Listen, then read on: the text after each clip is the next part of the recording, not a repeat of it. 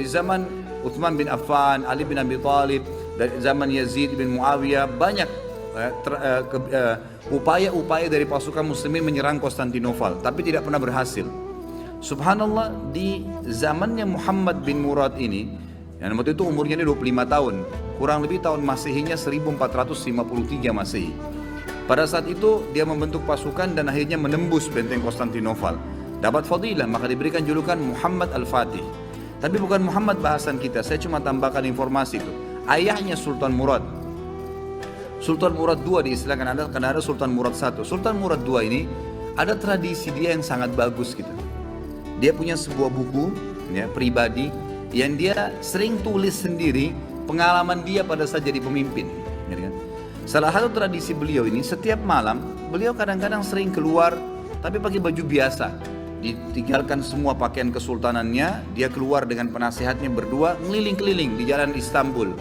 Keliling-keliling lihat, beli makanan di pinggir jalan, berbaur sama masyarakat, dengerin keluhan mereka. Ada orang yang sakit dibantu, ada yang butuh bantuan, fakir miskin dibantu, dia tahu. Jadi dia tahu masalah di lapangan dan dia bantu, besoknya didalamkan, diaplikasikan, diperbaikin, begitulah. Satu malam, dalam salah satu bukunya, dalam satu lembaran buku sejarah hidupnya, beliau bilang, satu malam saya nggak bisa tidur. Kemudian saya bilang sama penasihat saya, coba malam ini kita sama-sama yuk pergi keluar seperti biasa nyamar. Baiklah, jalanlah berdua ini. Begitu dia jalan, tiba-tiba waktu jalan di salah satu jalan-jalan kecil di Istanbul, ada satu orang jalan pegang botol khamr.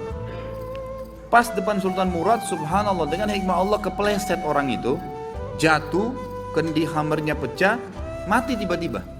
Di tempat mati orang itu. Waktu mati, biasanya kalau ada orang seperti ini jatuh tiba-tiba, umumnya kan banyak orang yang datang melihat ada apa keadaannya. Waktu itu Sultan Murad tiba-tiba datang dengan penasihatnya, lihat, diperiksa, sudah meninggal orang, diperiksa urat nadi lehernya, udah mati orang ini. Tapi anehnya, nggak ada satu orang pun yang lulalang itu mau lihat, nggak mau ditengok, nggak mau dilihat. Langsung kata Sultan Murad, wahai muslimin, ini ada orang mati, gitu kan? Nggak ada yang nyaut. Dua kali, wahai muslimin, ini orang muslim, oh ini orang mati. Gak ada yang nyaut. Satu orang di situ, rumahnya rupanya dekat situ, dia bilang, kami tidak akan sentuh jenazah itu, walaupun dia sudah mati. Kata Sultan Murad, kenapa? Dia bilang, tidak anda lihat, dia pegang khamar, orang ini fasik, ahli maksiat. Setiap malam zina, setiap malam mabuk. Kami gak mau, sentuh jenazahnya kami gak mau. Kata Sultan Murad, tapi kan dia dari kaum muslimin. Kalau kalian tidak mau mengurus jenazahnya, tunjukkan saya di mana rumahnya, biar saya yang bawa ke rumahnya. Ada beberapa orang, ringkas cerita, membantu Sultan Murad datang ke rumahnya. Diketok pintu, dibuka, istrinya lihat suaminya meninggal, nangis. Seperti umumnya biasa wanita, menangis, kemudian masuklah. Yang lain ini orang-orang yang tadi nunjukin rumah itu sudah pulang semua. Tinggal Sultan Murad sama penasehatnya. Duduk depan jenazah ini, istrinya nangis. Kata Sultan Murad, saya mau tanya, kenapa waktu tadi suami kamu jatuh, mati ini, gak ada yang mau lihat jenazahnya. Dan tersebar isu di tengah-tengah masyarakat tadi, mereka gak mau sentuh ini karena dianggap suami kamu ini fasik. Setiap hari zina, setiap hari mabuk. Sultan Murad kaget waktu istrinya tiba-tiba berhenti nangis, langsung dia bilang, saya udah tahu orang akan nilai begitu suami saya. Tapi perlu anda tahu, suami saya ini bukan pezina, bukan orang mabuk. Sultan Murad bilang, bagaimana bisa?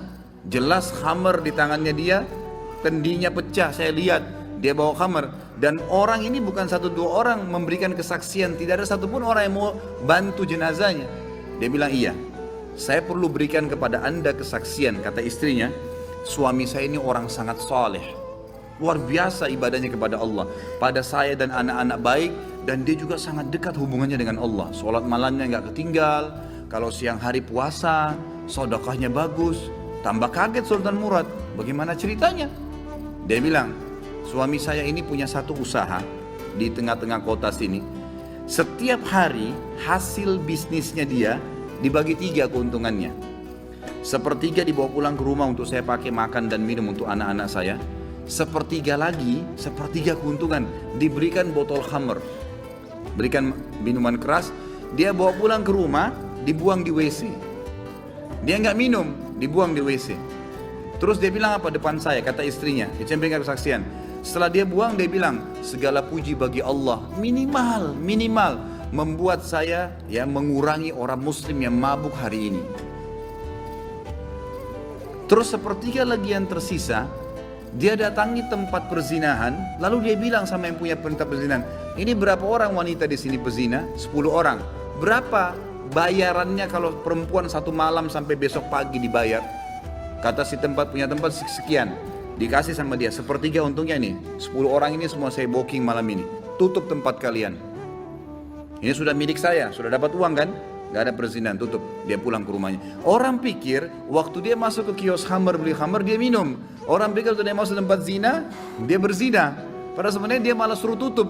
Dia pulang, kata istrinya, lalu dia bilang, segala puji bagi Allah yang minimal membuat saya malam ini memberhentikan beberapa anak muda muslim zina.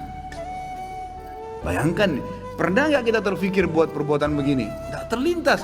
Tapi karena kedekatannya dengan Allah, Allah bukakan dia jalan ibadah yang tidak masuk di akal kita gitu. Lalu istrinya bilang, saya pernah bilang sama suami saya, kalau begini perilakumu, kapan kamu mati, nanti jenazah kamu gak diurus sama kaum muslimin. Ternyata terjadi, kata istrinya, jenazahnya gak ada yang urus.